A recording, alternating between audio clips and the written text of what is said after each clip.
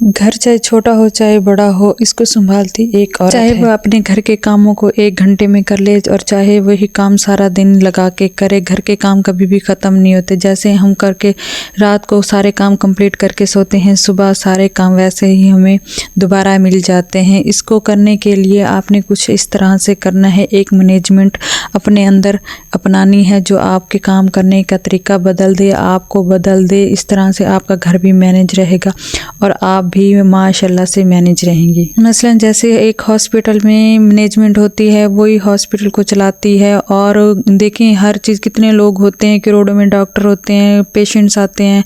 इस तरह से कोई ऑफिस होता है तो उसमें भी एक मैनेजमेंट होती है जो ऑफिस को संभालती है, उसके पूरे काम को देखती है, काम करती है।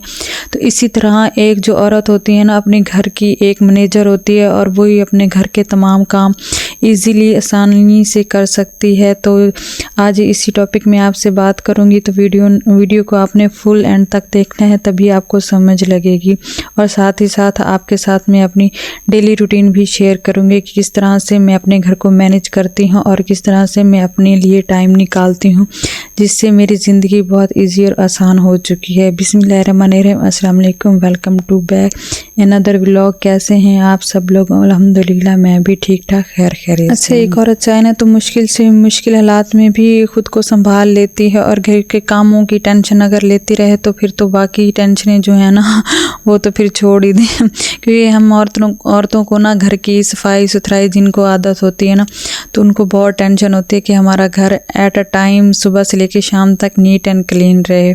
तो आपने कुछ करना ये है कि ख़ुद को एक मैनेजमेंट के तौर पे ही पेश करना है घर में, और ये चीज़ें लाजमी होती है। जब तक हम अपने अंदर एक मैनेजमेंट यानी कि एक पुरसकून बैठ के, पुरसकून माहौल में बैठ के सोचना है कि हमने क्या करना है, किस टाइम क्या करना है, एक पहले से प्लानिंग हो जाए तो फिर काम करना बहुत ही ईजी और आसान होता है। अब जहाँ देखें, मैंने मशीन भी साथ लगाई हुई थी और कपड़े भी धो रही थी, मैंने घर की तमाम सफाई भी कर ली। और तकरीबन मुझे ये 1 घंटा ही लगता है, क्योंकि मैं ना एक माइंड बना के रखती हूँ और टाइम टेबल अपना लगा लेती हूँ, जिससे मेरा काम करना है ना बहुत ईजी और आसान। यहाँ मैं आपके लिए ना एक झटपट सी ना खीर की रेसिपी शेयर करने लगी हूँ, जो बहुत ईजी और आसान तरीके से बन जाती है। और सारा दिन जो घुलते रहते हैं ना, सारा दिन बस खीर बनानी है और जल जाती है, नीचे लग जाती है और बहुत गंदा सा टेस्ट आ जाता है। अच्छा, यहाँ मैंने राइस को पहले भिगो के रख दिया था, और फिर मैंने ना इसको जब ये सौगी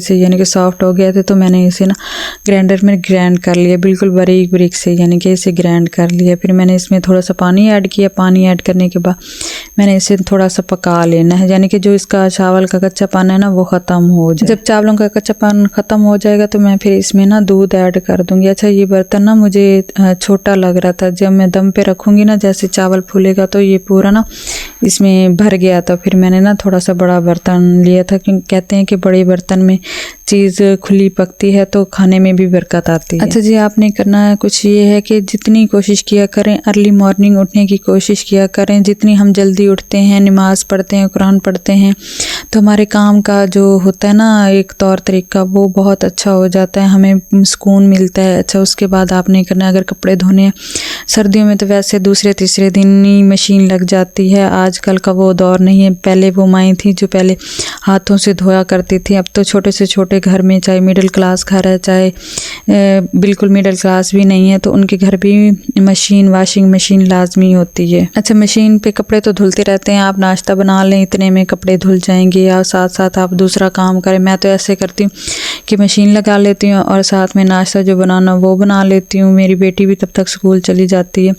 अच्छा, मैं उसे खुद छोड़ के आती हूँ। ये भी मेरा एक काम, पहले हस्बैंड जाते थे, अब ज़ाहिर है स्कूल ओपन हो गया तो मैं खुद ही जाती। फिर मैंने अपने घर की जो सारी चीज़ें बिखरी हुई होती है, छोटे छोटे बच्चे हैं तो हर घर में मैस तो हो जाता है, रात को बाज़ारे बच्चों को सुलाते हुए, तो सबसे पहले जो मैस बिखरा हुआ था ना मेरा, मैं सबसे पहले वो उठा लेती हूँ। और इस तरह से आपका 90% जो घर का काम होता है ना वो कंप्लीट हो जाता है। उसके बाद आप जल्दी से, मैं तो ये करती हूँ, मैं डस्टिंग भी साथ साथ कर लेती हूँ। इस तरह से मेरे से ना बात भी नहीं होती, तो मैं पहले ही डस्टिंग वगैरह कर लेती हूँ और फिर मैंने झाड़ू लगाना, फिर पोछा लगाना, इस तरह से मेरा काम होता है, बिल्कुल ईजी हो जाता है। फिर मैं किचन में आ जाती हूँ। फिर बर्तन वगैरह भी जो धोने हो क्लीन करने हो वो भी मेरे हो जाते हैं। मेरे ना मैं क्योंकि रात को ना अपना किचन बिल्कुल नीट एंड क्लीन करके ही सोती हूँ, जिसकी वजह से ना मेरा जो मैस होता है ना किचन का, ना होने के बराबर ही होता है।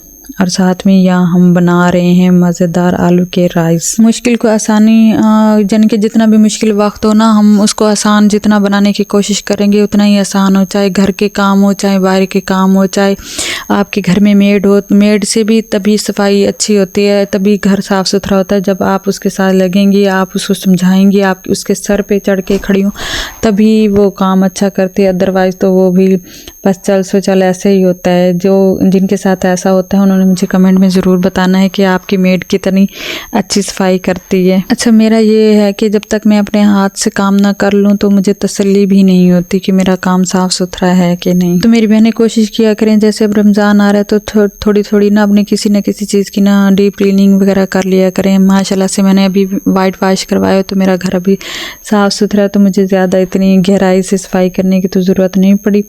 और साथ ही साथ हम अपने काम निपटा लेती हूँ, जो मेरे घर के हों बाहर के हों, तो मुझे बहुत आसानी से मेरे हो कोशिश किया करें हस्बैंड के आने से पहले अपने घर के सारे काम कर लिया करें, और उनके आने से पहले उनके जहाँ उन्होंने बैठना होता है उनके लिए वो जगह सेट कर लें, अपना रूम अच्छी तरह से set and neat and clean कर लें। आए उन्हें खाना दें, उन्हें तफसील से उनसे बैठ के बात करें, बातचीत करें, अच्छे प्यार मोहब्बत से बात करें। तो इस तरह से ये होता है घर का माहौल भी अच्छा रहता है। हर इंसान परफेक्ट तो नहीं होता, कुछ खामियां तो होती हैं, लेकिन उन खामियों को दूर भी किया जा सकता है। सबसे पहले आपने करना ये है, अगर लड़ाइयाँ बहुत ही आपके घर में होती है ना, तो आपने एक काम ज़रूर करना है अपनी लाइफ में। जब हस्बैंड आपसे गुस्सा कर रहा हो ना, तब तो आप बिल्कुल खामोश और पुरसुकून रहा करें, कोई जवाब ना दें, एक कान से सुना करें, दूसरे कान से निकाल दिया करें, तभी घर में सुकून होता है। और जब आपकी बारी होती है तब वो भी चुप करके सुन लिया करेंगे ऐसे ही होता है। अच्छा जी, यहाँ हमारे राइस को भी दम लग चुका है और मेरी खीर भी तकरीबन